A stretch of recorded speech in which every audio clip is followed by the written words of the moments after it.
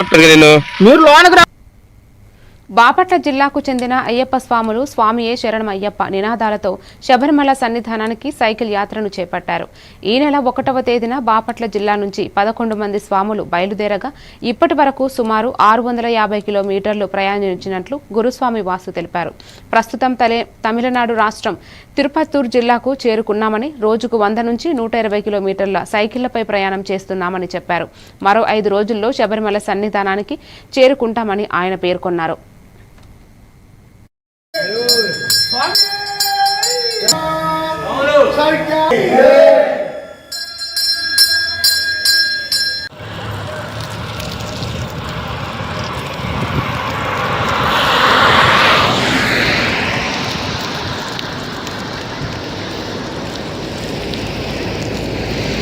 నూతన సంవత్సరంలో జనవరి 1 తారీఖున బయలుదేరి శబరిమల సైకిల్ యాత్ర వాసుస్వామి స్వామి నా పేరు. మేము అందరం కలిసి చీరాల, పొన్నూరు కలిసి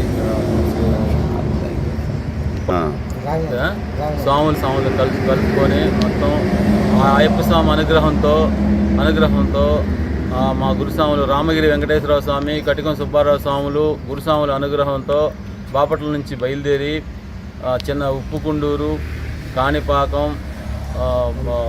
వనంబడి